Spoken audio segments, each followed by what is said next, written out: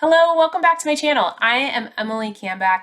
This is where I share all my best tips on habits and routines, fitting in a healthy lifestyle into your busy schedule.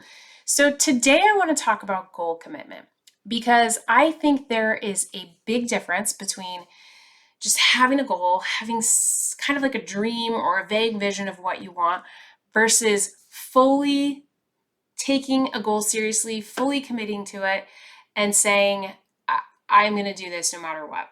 Today, I'm going to focus specifically on health goals because that is what I do. I am a health and wellness coach. And for the longest time, tell me if this sounds familiar, I had a goal of getting healthier or losing weight or wanting to be fitter by summer. And it would kind of always be on my mind. I would pretty much always be thinking about it, how I needed to get to the gym, how I needed to eat a little bit healthier. But it wasn't until I took that goal fully serious and committed to it, like all out, I am going to do this no matter what, that I started to see some real results. And so I'm going to share a few tips, things that I think help really solidify and make that goal like a commitment, like a true commitment in your life. First one I would say is your mindset. So flipping that mindset to be fully committed. I'm making this change. It is important to me. I am going to do whatever it takes. It's a non-negotiable. Saying to yourself, I am a person that, fill in the blank, like I am a person that exercises in the morning. I am a person that eats healthy. I am a person that suggests to a friend that we go for a walk versus going out to happy hour and drinks. And then the second part of that is knowing why you're doing this. So ask yourself these questions. Why do you want to get healthier? Why do you want to be someone that exercises every morning?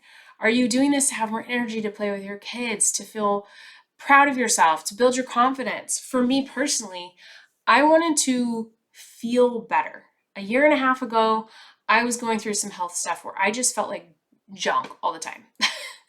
I would wake up with a stiff neck.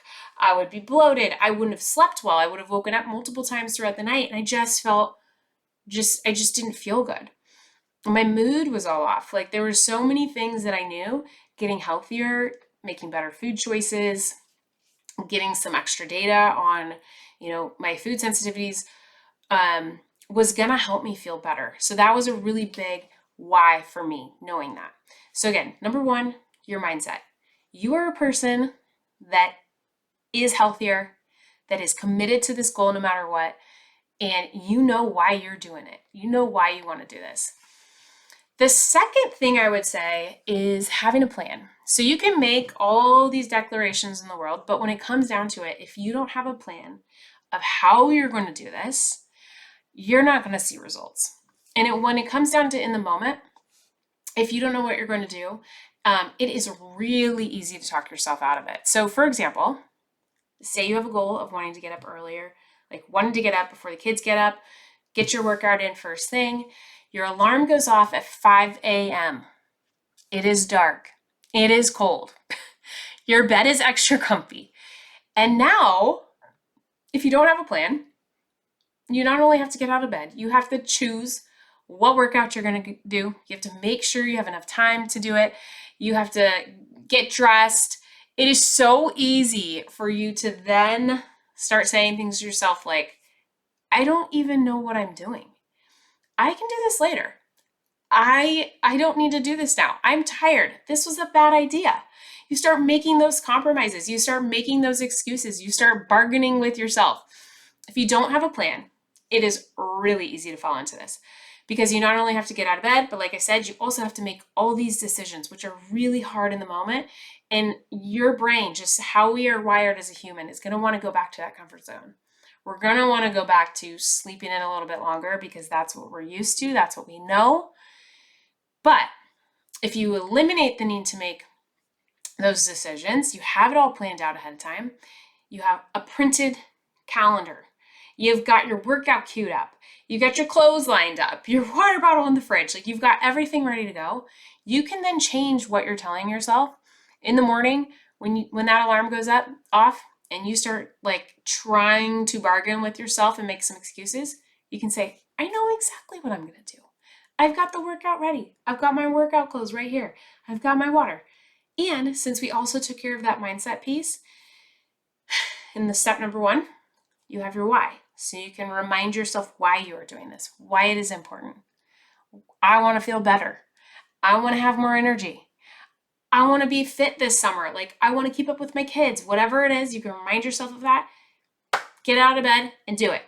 I highly recommend. So if your goal, like the example that I'm using, is to get out of bed early and work out, I highly recommend reading the 5-second rule, because that one, it's a game changer. It's really, really helpful. I did that early in my health journey, and it was a really helpful way to flip your mindset script. Okay, so that was number 2. Have a plan. Make it easy on yourself. Have all of those details worked out ahead of time so you just have no excuses. And then the final step, I believe, to being fully committed to your health goal is to take measurements and track your progress. So I think there's some kind of finality in taking a truthful look at things, and looking at where you're starting.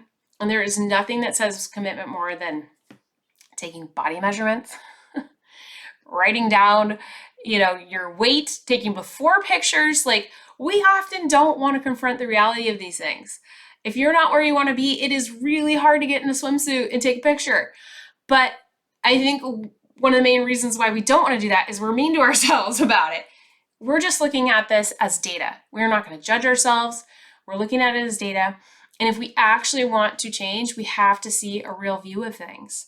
Okay, so for me, for example, when I started, I took pictures, I took body weight measurements, I took my blood glucose levels in the morning, and then I also did just some qualitative things. So how I was feeling, what my energy levels were like, how many hours of sleep I got a night, what my mood was like some really qualitative things to just show yourself how you were feeling before, so you can track how you're getting better and the changes that you're making, and solidify that your choice is a good one. Okay. And then also tracking like things throughout the day. So for health and fitness, if you are changing how you're eating, and wanting to work out more, like, we tend to overestimate how much activity we're getting in a day, underestimate how much we're consuming. So keeping a food log, getting something that tracks like your steps and how much like activity you're getting in a day, those are all data points that you can use to get towards your goal. Okay, so number 3 was measurement and tracking. And for me personally, when I put all of these principles into practice, things really changed for me. So I no longer just had this dream of getting healthier. I had a plan in place. My mind was set on it, and I was working toward this with real data.